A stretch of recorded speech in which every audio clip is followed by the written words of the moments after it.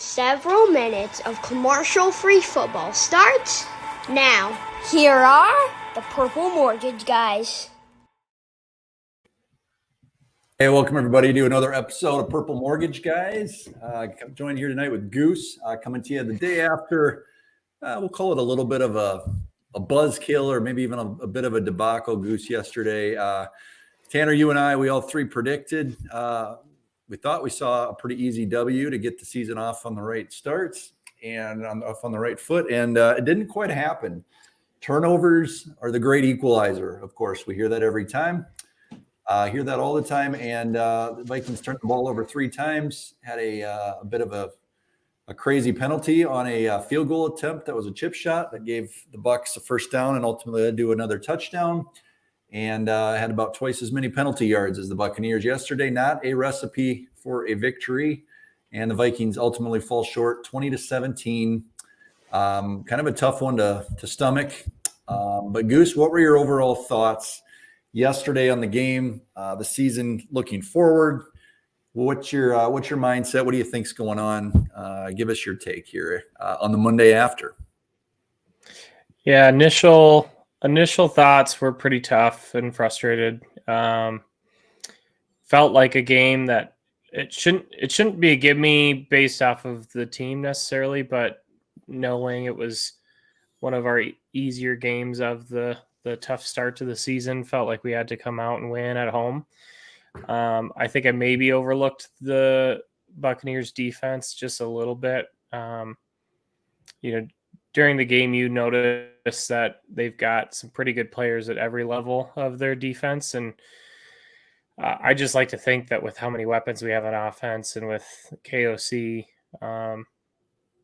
being such an offensive-minded guy that the offense can overcome some of that. So I think that's probably the most frustrating part for me is I kind of sounded like a broken record last year, maybe putting more of the blame on the offense in some of those games that the Vikings lost, even if the defense gave up a lot of points or yards. I just think that this offense needs to be an offense that can win some shootouts like the Lions or the Chiefs or where they go out and put up a bunch of points. And it seems like that doesn't happen a ton. And if it is, it's like a 34-31 game and we kind of eke it out. So I think the defense did what they needed to do. I think that's the positive takeaway is you see that we kind of have a breath of fresh air with the scheme. A lot of different looks, a lot of different blitzes, and for the most part, a pretty aggressive defense. I think the couple of plays that really hurt us are young guys or guys who haven't had a ton of experience playing on defense. Metellus got caught flat foot in open space against Mike Evans. It's going to happen, but I think the more reps he gets, the better he's going to do in that situation. And then the game sealing first down, Blackman's playing pretty far off on a third and got to have it. So young guys that I think need reps and we'll figure it out. I was really hoping, speaking of young guys, that Ingram could take a step forward, and people were maybe a little too tough on a rookie who's thrown into the action last year, but again, had a tough game. Again, forces a bad play on Kirk. And I watched that back a couple times to see if like Kirk just didn't pull it in quick enough I don't know that there's a way Kirk can avoid Ingram swatting that out of his hands. So I've never seen that before. Have you ever seen that? No. A lot of football, of course. And similar to as much as I haven't seen a guard step on their quarterback's foot so many times in 1 year. So it seems like I wonder if he could be a better O-lineman if he just kind of calmed down. It almost like he maybe has a bad play and then stresses and is so quick to jump back on his kick step, and he's so quick to try to pull. And I feel like most O-linemen have a natural timing of that they need to give the quarterback a second to get out of there. So it's tough. I think there's maybe a couple plays that I'd like to have back for Kirk where he maybe stepped up in the pocket and I think missed KJ high on a big third down. And what I struggle with is so many people want to put the whole game on Kirk when I think overall he played a pretty decent game that I almost go into Kirk defense and then I sound like that Kirk has nothing to do with the loss. Mm-hmm. And I think he does. It's just being so over talked about that I feel like I need to come to his defense, and then it sounds like I'm a crusader. So Feels like there's always, after a loss, there's always, you want to try to blame it on one thing, and if we just fix that one thing, then everything's fine. And you're right, it's not one thing. You turn the ball over 3 times and don't create any turnovers on the other side of the ball, that's probably going to be a loss most times. yeah, They had their chances, but yeah, they just couldn't put it together there at the end. I came away, Goose, it's kind of like the mortgage business a little bit, right? Like when rates are up or down, we're always like, it's long run, whatever, things are going to change, and, don't overreact. And I feel like that's the same way with the Vikings. And I think we know that by watching, but every year it's never too high, never too low. It's kind of the thing. Goose froze up on me here, bud. But I think it's the same thing with the Vikings. I don't think it's as bad as people think. I think we got to give it 3 or 4 games, let the new guys find their spot and get in the groove. And then maybe if we're going to panic, let's panic maybe after like the Bears game in middle of October. Hopefully we've got a few wins strung together by that point, but I don't think we got to panic before that. So Goose, you froze there. I don't know if you caught that all, but I don't think it's time to panic. I think it's even Philadelphia Thursday night. That's going to be a tough game. That was going to be a tough game whether we won or lost. I just think it's going to be a tough game going into Philadelphia on a short week. It was tough last year. We know how that went, and I don't think you can overreact even after 2 weeks unless they get absolutely blown out. I don't think we cannot overreact right out of the gate here. So.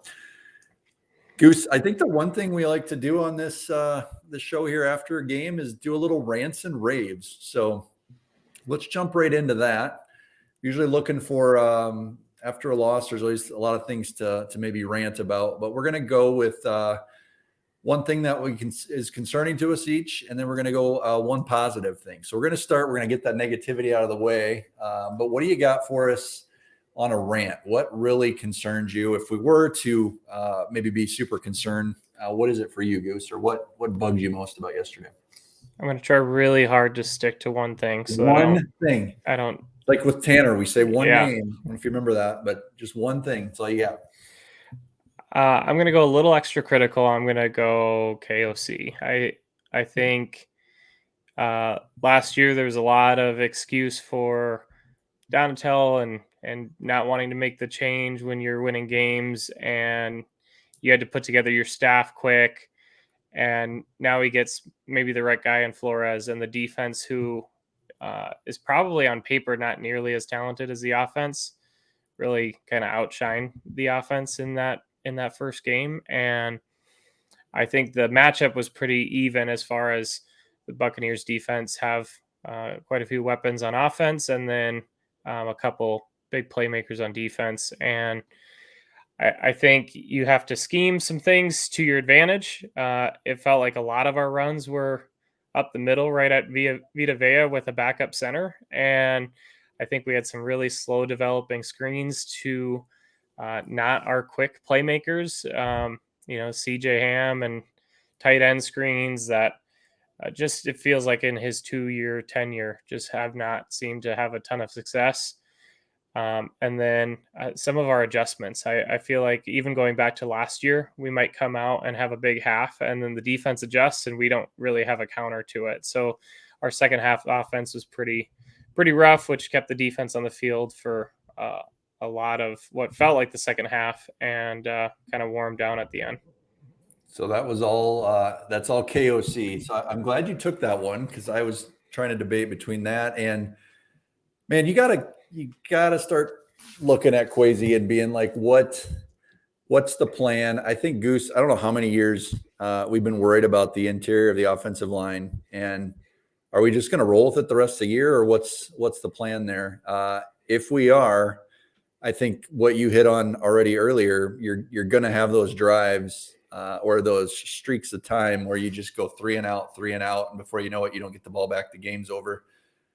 If we could have put together a drive there, I think we could have ended up winning that game yesterday. And there's just too much pressure up the middle on Kirk. I think it messes with him. I don't know that. I think once it's in his head, like, it makes it tougher on the offense, which makes it tougher on KOC, which is what you're talking about earlier. It's not just one thing. But, man, if we had a little bit more time coming up the middle there on the offensive line, I think it would help tremendously. So I don't know if those Dalton Reisner rumors are true or if anybody else is coming in the door to challenge Ingram for that spot. But you said it earlier. I don't think I've ever seen someone swat the ball out of the quarterback's hands. I've never seen a quarterback get stepped on multiple times. It just seems like it's not working. So when it's not working, usually it's not going to turn around. But that would be my my rant. So we got enough blame to go around there. Goose, we need some positivity on a Monday. You know, we are not the New York Giants. We didn't have that happen. We're not the Bengals who just have the freshly signed contract for the highest paid player in football to lay an egg. We're not the Jets who, unfortunately, it does not look good for Aaron Rodgers, which actually really sucks to see that because I was intrigued to see how the Jets are going to be this year. But we don't have any of those things. We just lost a close game with a ton of weird turnovers to a team that we don't think is maybe going to be all that solid. So not the end of the world. Give us some positivity. What's something you want to rant about? What's something rave about? Excuse me. What's something you're excited about? I actually think this one's harder. I think it was easier to pick one or two things to blame, and I think it's actually kind of difficult to narrow down. Difficult, and there are more than one. Not that it Yes. was like the Cowboys game last year. This Right. is okay. Which for a loss is pretty kind of a weird feeling, I feel like, for a Vikings fan to be optimistic about a lot of different things. And I might still end up going with the easy one. I think Justin Jefferson to, again, be the focal point of a defense to try to stop, to go out and, again, put up 150. Kind of a side thing. There was a few more comments that were taken and run with the media, but I feel like this whole offseason, it's been easy for him to maybe make a big deal about this contract. And you see a lot more players forcing the hand of a team with holdouts and making a big deal about the contract situation. And no one's probably ever had more leverage than Justin Jefferson, who at such a young age can claim to be the best at his position. Sure. And I just think that anytime he's asked about it in the media, which would be hard on its own to get asked that question every single day, I think he said the right things every time. Like yes, he wants to get paid. Yes, he wants to kind of set the market. He's earned that. He's been looking forward to it his whole life, but it's not going to distract him, and he's going to let his agent handle it. And it would have been great to get it done before the season started, but he's just going to keep on letting his play do the talking. And I think, although it's still in the media a lot, I think he's handled it perfectly. All right. I was going to go a couple different directions on this. And like you said, I think there's a lot of positivity that we can take away from yesterday, even though it was a loss. I am going to say that I am actually the eye test with Alexander Madison. I think we're going to be in good shape with him going forward. I just feel like he falls forward for that extra few yards. And it was probably 3 or 4 plays yesterday that looked like it was nothing. And it turned into 4, 5, 7 yards, whatever. Even the touchdown, it would have been easy for him to get tackled at about the 3 or 4 yard line. And he put a hand down, stayed up and scored. So I know we didn't get a ton of carries yesterday. I think he averaged a little over 3.1 yards a carry. So nothing spectacular, but I'm actually, I think he'll be just fine being the lead back. And I feel good about Chandler there as well. So a lot of other positive things. I think Josh Oliver could be a bright spot in the red zone and what he brings to the table. We're supposed to stick to one, but I think there's a lot of positivity with our rookie receiver and Jordan Addison. Defense is flying around. Maybe they make some adjustments there. Goose, anything else you want to add? I think we need positivity today. Yeah. There's a lot of Vikings fans that want to throw in the towel and tank for Caleb Williams, and that's not happening. Yeah, we need some honorable mentions for Tanner being out today. I think Cam Bynum looked like he took another step in his development. So he looked really good. He graded well and he was flying around. I didn't necessarily think Ivan Pace played like a great game by any means, but the fact that someone who went undrafted could play as many snaps as he did and just compete, I love. Harrison again didn't really show up in the box score or even on film much, but it was good to see him blitzing again as much as he did, kind of flying around all over the field. And then Tanner, Brent, and I talked a little bit today about Tanner thought it was kind of the goofy. There's a handful of times where the defense was running around doing like an eagle flap, and I just feel like that was refreshing because last year it just felt like every single defensive play was a shell defense and prevent, and it was just that's just what we were gonna play. And so for our defenders to feel like they are empowered enough to see something that the offense is in and to make adjustments and make an audible. It's been a common theme of defenders storylines, and even Brian Flores in his press conference said, "This isn't my defense. This is the players' defense, and I want them to know it well, and I want them to kind of take ownership of it." So, yeah, a lot of bright spots. I think most of the defense looked really good. And then, like you mentioned with Addison, he looks like he probably should start taking some snaps from KJ, get a bigger pull there. And I kind of like that he's quiet to go with JJ's big personality. JJ said a couple times that he wants Addison to be a little bit more charismatic, but I like maybe a little Chris Carter, Randy Moss dynamic there. Nice. Goose, if I would have told you on Friday when we recorded before the game and we had Baker Mayfield, we pegged him at about 225 yards, right? Yeah. So if I would have told you, let's read a few of these. Total yards, Vikings 369, Bucks 242. Yards per play, Vikings 5.9, Bucks 3.6. Kirk will have 328 passing yards to Baker's 169. We would have said, let's go, right? Yeah, it's one of those games where the box score is hard to believe that we lost the game. It's a kind of I mean, the Vikings find unique ways to kind of let us down from time to time. And this, you're almost not surprised by it, right? But then you look at 3 turnovers to 0. Penalties, 6 for 45 yards, which isn't bad. But then the Bucks only had 3 for 19. The biggest one was probably that neutral zone infraction on the chip shot field goal. So that's almost like another turnover, right? So yeah, 4 turnovers basically to 0. And then for the defense, even to hold when we did turn it over on that one, hold them to a field goal. Yeah. There's a lot of things that were maybe fluky. Maybe they keep happening. And if they do, then it's going to be a long season. But kind of like the 1-score games last year, you knew that wasn't going to continue. Like, you can't rely on that to be the norm, right? So you knew that was going to swing back the other way. And just like turnovers, I mean, that could easily go either way on some of that stuff. If that happens in Philadelphia and we turn them over 3 times, it's probably the same thing in our favor. So, Goose, quick thoughts on Thursday. We'll do another recording here before the game, but what are your initial thoughts? Eagles got off to a good start yesterday, held on at the end. Patriots were driving. Receiver just couldn't get that second foot down. Otherwise, they may have lost that game a few plays later. So what are your thoughts with Philly? You think there's a shot there, or do we just got to temper expectations here for another week?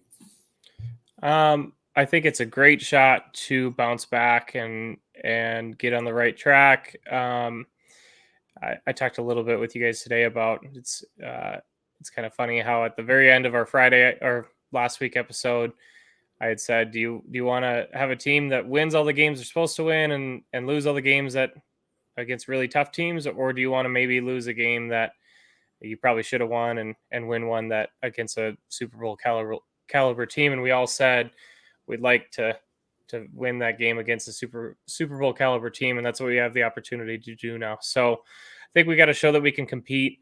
At the very least, I think you have to play a tight game and show that you could have won it. As long as we do that, I won't be thinking to throw in the towel and blow it up. And we got to see where we're at after an 0-2 start with the Chargers and Chiefs coming down the road. And I think they can do it. I think the defense is going to have a little bit more of a test. But I think simply as a thrower of the football, Jalen Hurts could, in certain games, be a comparable passer to Baker. Mhm. Sometimes he lights it up. Sometimes that's still not the strength of his game. AJ Brown is kind of your big physical Mike Evans receiver. Devonta is kind of your Chris Godwin. We just went up against a Do you a remember team last similar. year how frustrating that game was to watch because we Oh were like 15 yards off the whole game and nothing ever changed? yeah, I don't think we're going to have to worry about that, right? We might get no, burned on the big play, but I yep. don't think they'll just nickel and dime us the whole way down the field like last year. And that plays into the strength of the Baker Mayfields and the Jalen Hurts is if they can get their short completions and let their playmakers play, it makes things a lot easier on them. Where if I'm gonna lose to Jalen Hurts, I want it to be with making a 30-yard, 40-yard throw down the field where he puts it 100%. on the spot. I think when we go through the schedule before the season started, obviously you take the games that are supposed to be easy wins, you chalk them up, and then some of these tougher ones we predict losses. I mean, I Yep. think we were all at what 10-7, 11-6, 9 I think and I was at. yeah. So I mean, we expected some losses, right? So Yep. long story short, you probably need to win one of these games to keep the season afloat and keep going in the right direction, and that is at Philadelphia, hosting the Chargers, hosting the Chiefs. You probably need to win at least one of those three. We lose all three of those. You might want to start talking draft. I don't know how fun these shows will be anymore, Goose, but I think we still got time to turn it around. So we'll record another one coming up here. Anything to close us out? One thought I've had as we're talking is uh, Kirk's taken a lot of criticism in general, but a big one was on the goal line interception where he tried to fit it in a tight window. Maybe took a hitch that he shouldn't have. I haven't seen a good angle yet that shows where KJ's at in his progression when he held it for an extra half a second. Looking at it, looks like he made an inside throw that probably had to be on the inside because there was a safety coming down and it was catchable. It would have been a really tough catch, but it was catchable. And one of our biggest criticisms on Kirk is take more chances. Mm-hmm. Not everyone's going to be wide open. Fit it in there and get 7. I'm sick of settling for 3. So my hope is that Kirk doesn't go back into his shell and go, oh, I don't want to take any more risks and turn the ball over, and that he keeps giving his guys an opportunity. And that play that you're talking about, if you remember the Thursday night game with the Lions and the Chiefs, they were all over that Tony guy from the Chiefs for the interception, right? Yeah. I mean, those balls were way more behind him than this one was, right? Yeah. But for some reason, it's not Patrick Mahomes, so then it's got to be perfect or it's on the quarterback. So I think you're right there. Like it's two sets of expectations there and different things that they're graded on. But I agree with you. His hands were on it. I mean, it wasn't perfect. I think there's a lot of pressure coming up the middle, which again goes back to the O-line. But yeah, it wasn't perfect. Probably should have still been a touchdown, and we wouldn't be talking about it tonight. So no. And my fear is Kirk's very analytical and very like, okay, like I got to take care of the ball. I just don't want him to revert back to like and you know when he's most likely to be like that, right? Night game, prime time, hostile environment, playing outside. Yeah. Ugh. I'm not even really, I don't know. I'm not even really excited for that game. I don't know if you are or not. It's really weird. I have no reason to be, but I felt like I've been dreading that game all since the schedule came out. And for some reason, I just have this feeling that we're going to bounce back. That's probably just my insane, optimistic Viking fan in me, but I feel like they're going to bounce back. They have to. Well, and I go into it thinking they'll probably lose, which usually I don't feel that way. But for some reason at Philadelphia, but then they're going to pull us in. They might even have a lead early, lead at half. Yeah. You remember that Seattle game at Seattle about 4 years ago? I think so. Where DK had a game winning. I think DK had a game winning catch. Yeah, I think we ran it on. God, I'm going off memory here. Madison had a wide open Fourth lane. down, 4th down run. It was Madison, got stuffed, came down, DK. Yeah. Ugh. Yeah, I remember that game. That's the type of vibe I'm expecting about, I don't know, 10:30 on Thursday night. So. Chalk it up as a loss. You feel like you can win the game, get your hopes up. I hope not, but. And then it's going to be really tough to say, oh, it's only 0-2. We can bounce back. But yeah. Well, we'll have an early episode with the Thursday game. Maybe Tanner will be able to give us a quick recap of his thoughts on the Bucks, and then it's on to Philly. Sounds good. Well, there you have it. Another episode. Next time we'll get Tanner back on. Have a good couple of days, guys. We'll come back to you again Thursday.